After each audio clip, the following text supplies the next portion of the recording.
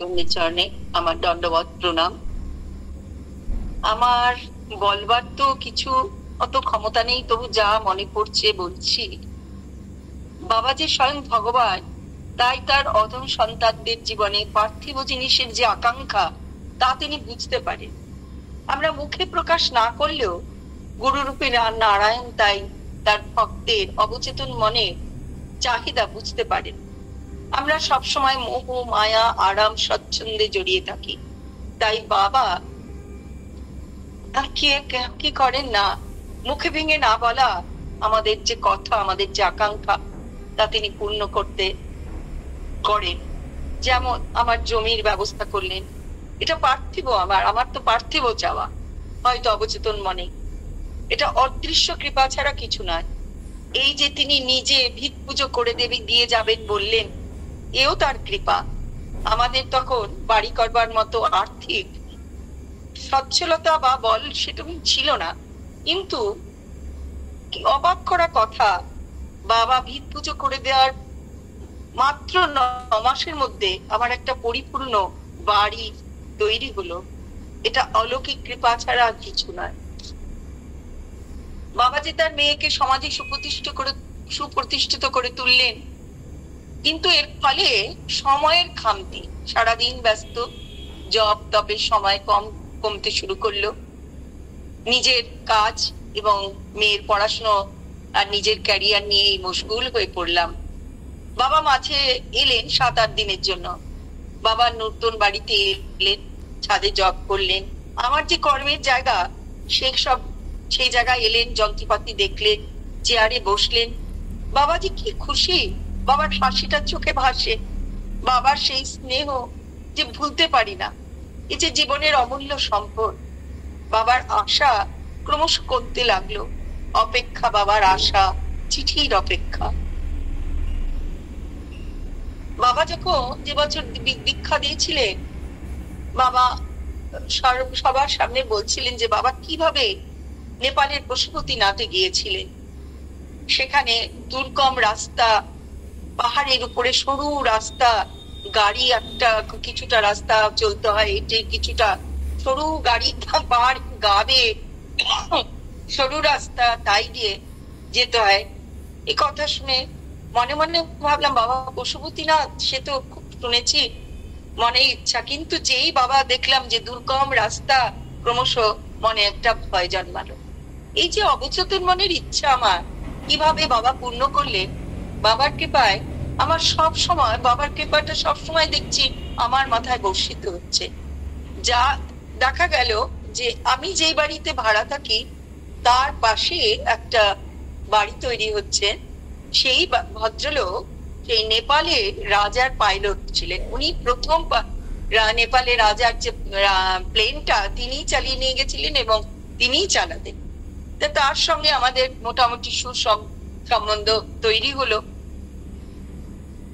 একদিন তিনি আমাদের কাছে এলেন, এসে বললেন যে আপনারা আসুন না নেপালে। তিনি আমন্ত্রণ জানালেন এবং বললেন ওখানে পশুপতিনাথ দর্শন করবেন, আরো অনেক কিছু দর্শনীয় পুরনো শহরের অনেক কিছু রাজাদের জিনিসপত্র দেখতে পাবেন, তাদের রাজবাড়ি। আমরা শুনে তো খুবই আনন্দিত হলাম এবং ওনার আমন্ত্রণ গ্রহণ করলাম। আমরা ওনার বাড়িতে অতিথি হয়ে থাকলাম। আশ্চর্যের কথা, পশুপতিনাথ দর্শন হলো। কিভাবে এভাবে যোগাযোগ হয় বুঝতেই পারি না, বাবার কৃপা ছাড়া তো সম্ভব নয়। সেখানে গেলাম, দেখলাম, মনের ইচ্ছা পরিপূর্ণ হলো। পরমাত্মা সে নিজে অলৌকিক ভাবে অলক্ষ্যে থেকে আমার মনোবাসনা পূর্ণ করছেন। সেখানে পাটন গেলাম, ভক্তপুর গেলাম, অপূর্ব সে সমস্ত কাঠের রাজবাড়ি, অপূর্ব সে পুরানো সমস্ত নিদর্শন, দুর্গা মন্দির সব দেখলাম। এর মধ্যেও একটা অদ্ভুত জিনিস, যেটা সেটা হলো রাশিয়ান বলশয় তখন ওখানে হচ্ছে। এটা রাশিয়ার বাইরে থেকে নেপালে বসে আমি তাদের এই অদ্ভুত এই বলশয় দেখবার সুযোগ পেলাম। এক অদ্ভুত অনুভূতি, ভাবাই যায় না। এটা বাবার কৃপা না হলে তো এটা একটুও সম্ভব নয়। বাবার কৃপার কথা বলে শেষ করা যায় না। কিন্তু বাবা তো এত দিয়েছেন, আমি কি দিলাম, কি দিয়েছি বুঝে পাই না। পূর্ণ ভক্তিটুকু ওকে দিতে পেরেছি? এটা আমার আমার নিজের কাছে নিজের প্রশ্ন। বাবাকে যত দেখি তত অবাক হই, যত ভাবি অবাক হই। বাবার জাতিভেদ কুসংস্কার ছিল না, ছিল পরিষ্কার পরিচ্ছন্নতার সচেতনতা, সুস্বাস্থ্যের প্রতি জাগ্রত চেতনা, সমাজের প্রতি ছিল দায়িত্ববোধ। তাই সবাইকে মিতব্যয়ী নির্লোভী হতে শেখাতেন, দান ধ্যান করতে শেখাতেন। তাই বাবা পূর্ণ মানব ও মহাত্মা। আজ বাবার নাম সারা বিশ্বে সবাই চেনে। বাবার আড়ম্বরহীন জীবন, কিন্তু সে বিশ্বের কোথায় পৌঁছেছেন, খ্যাতির চরম শিখরে। কিন্তু অবাক, তাকে কি খ্যাতি স্পর্শ করতে পেরেছে? সেই বৈভব তাকে স্পর্শ করতে পারেনি। তিনি যেমন ছিলেন তেমনি ছিলেন, তেমনি মাটির মানুষ ছিলেন। তাই বলি, ও হে বৈষ্ণব ঠাকুর, দয়ার সাগর, এ দাসে করুণা করি, দেহ পদ ছায়া শুধু হে আমারে, তোমার চরণ ধরি। ও হে বৈষ্ণব ঠাকুর, দয়ার সাগর, দে এ দাসে করুণা করি, দেহ পদ ছায়া শুধু হে আমারে, তোমার চরণ ধরি। হে গুরুদেব আমার, দেহ পদে স্থান, মুক্ত করো আমারে। প্রণাম। নারায়ণ রূপী গুরুদেবের শ্রীচরণ কমলে আমার ভক্তিপূর্ণ আভূমিলণ্ঠিত প্রণিপাত। গুরু ভাই বোনদের চরণে আমার দণ্ডবত প্রণাম। বাবাকে নিয়ে বলার তো ধৃষ্টতা আমার নেই, ধৃষ্টতা এটা আমার কিছুই বলতে পারি না। তবু যা মনে আসে, যা ভাষায় ব্যক্ত করতে পারি তাই বলছি। বাবার লীলা বোঝা খুব কঠিন কাজ। বাবা তো আমাকে প্রাচ্যের সাগরে ভাসিয়ে দিলেন, বিদেশে নানা জায়গায় যেতে শুরু করলাম, প্রাইজ নিতে শুরু করলাম, ক্লাস করতে চলে যাচ্ছি। এইভাবেই চলছে, এইভাবে আমার জীবন চলতে লাগলো। বাবার সাথে দেখা, কথা বলা দিনে দিনে ক্ষীণ থেকে ক্ষীণ হতে লাগলো। একমাত্র বাবার ট্রেনে যাওয়া আসার পথে কয়েক মুহূর্ত বাবাকে দেখা বা দর্শন, কিছু কথা। বাবা যে আমাকে ভাসিয়ে দিয়ে অলক্ষ্যে দেখে চলেছেন। বাবা নানা রকম ভ্রমণ, পরিক্রমা, নানা উৎসবের খবর কারো না কারোর মাধ্যমে আমাকে জানাতেন, আমাকে পৌঁছে দিতেন। তখন তো আমি বিহঙ্গের মতো উড়ে চলেছি, তাই বাবার সঙ্গ করবার চিন্তা আমার মনে উদয় কিছুক্ষণের জন্য হলেও আবার সেটা নিষ্প্রভ হয়ে যায়। চিঠির যুগ ক্রমশ সমাপন হতে চলেছে, যান্ত্রিক সংযোগ শুরু। বাবা বহুদিন অপেক্ষা করলেন, আমার অক্ষমতা দেখলেন। একদিন এই যে ধর্মে চলার পথে আমার যে উদাসীনতা, তা বাবা দেখতে লাগলেন। একদিন ফোন বাজলো, ওপার থেকে ভেসে এলো আমার পরম প্রিয় পরমেশ্বর বাবার স্বর। বাবা বলছেন, মালামা, বৃন্দাবন আসতে হবে। বাবা বললেন 10 থেকে 12 দিন থাকতে হবে। আমরা বাবার আদেশ পালন করলাম। সে এক অদ্ভুত অনুভূতি। বৃন্দাবনে একদিন সকালে একটা মধুর ঘটনা ঘটলো। বাবা বললেন, একদিন সকালে বললেন যে তোমরা এসো, কৃষ্ণ মন্ত্র দেব। বাবা এবার কৃষ্ণ মন্ত্র দিলেন। বাবা বোধহয় এই জন্যই আমাদের বৃন্দাবনে ডেকে পাঠালেন কিনা জানি না, কারণ কৃষ্ণ মন্ত্র মানব জীবনকে উদ্ধার করার মন্ত্র। দেখুন বাবা কি করে মনে রাখলেন তার মালামাকে কৃষ্ণ মন্ত্র দিতে হবে, উদ্ধার করতে হবে। বৃন্দাবনে বাবার সাথে কাটানোর যে অনুভব বা অনুভূতি, তা হয়তো ভাষায় বোঝানো যাবে না। রোজ ভোরবেলা কীর্তন, তারপর নিধিবন যাওয়া, গোবর্ধন পরিক্রমা, বৃন্দাবন পরিক্রমা, বাবার সাথে সাথে গোবিন্দের ভোগের সেবা নানা মন্দিরে, এইভাবে কাটতে লাগলো। আমার অবাক লাগে, বাবার এত, তখন এখন তো কত সন্তান, তার মধ্যে কার কৃষ্ণমন্ত্র হয়নি তা মনে রাখা একজন মহাত্মার পক্ষেই তা সম্ভব। এবার বাবা হাতটা আমার বসেই ধরেছে, তাই বাবা দিল্লিতে আসতে বললেন পদ্মশ্রী উৎসবে, বৃন্দাবনেই বলে দিলেন। তারপর মাউন্ট আবু নিয়ে গেলেন, তারপর কন্যাকুমারী, তারপর উত্তরকাশী, কোচি, তারপর লাক্ষাদ্বীপে ক্রুজে ভ্রমণে নিয়ে গেলেন। এবার আমার নিজের দেখা যাচ্ছে যে আমার নিজের কর্মচুম্বক থেকে কখন কখনো মুক্ত হতে আমার ইচ্ছে হতে লাগলো।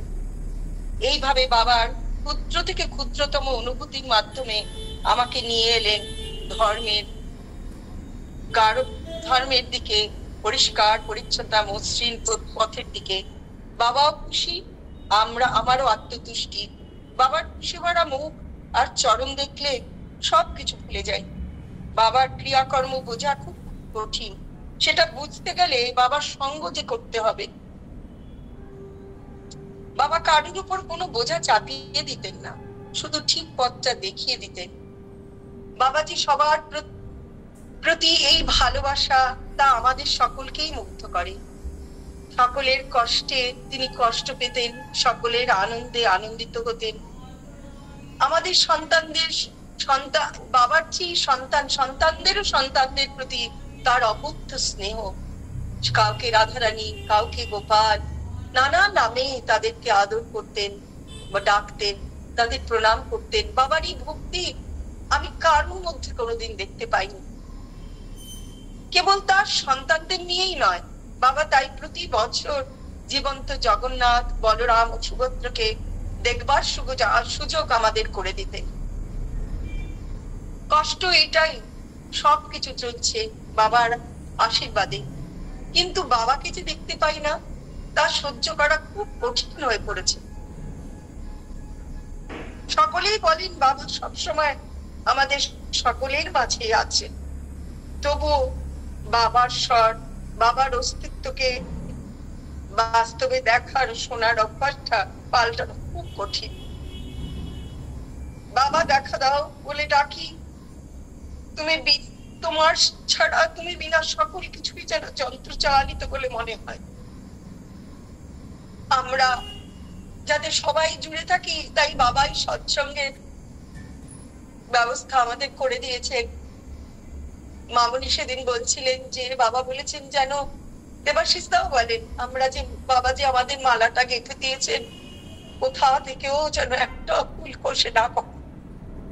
আমরা যেন বাবার আশীর্বাদে সকলের সাথে সকলে সংযোগ রেখে সৌহার্দ্যপূর্ণ জীবন কাটাতে পারি, সবাই সবার দুঃখে সবার আনন্দে যেন পাশে থাকতে পারি, এই প্রার্থনা বাবার কাছে রইল। বাবা যেন আমায় কৃপা করেন। তোমারে জানি রে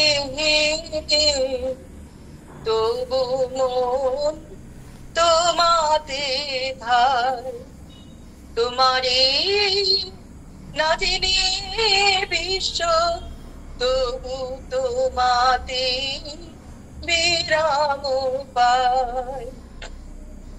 তোমারে জানি রে তবু মন তোমাতে ধার। অসীম সৌন্দর্য কে করেছে অনুভব, মাধুরী চিরনব, আমি না জেনে প্রাণ পেয়েছি তোমার, তোমারে জানি নে তবু মন তোমাকে দাও। তুমি জ্যোতির জ্যোতি অন্ধকারে মুক্ত মহিয়ান মগ্ন পাতারে তুমি অন্তহীন, আমি ক্ষুদ্র দীন। কি অপূর্ব মিলন তোমায় আমায়, তোমারে জানি নে তবু মন তোমাকে দায়। বাবার চরণে অনন্ত কোটি প্রণাম। আমার সে স্কেলটা চেঞ্জ হয়ে গেল গলার জন্য, কোনো অপরাধ নেবেন না। বাবার আশীর্বাদ যেন এবং আপনাদের আশীর্বাদ আমার মাথায় যেন সবসময় বর্ষিত হয়। প্রণাম।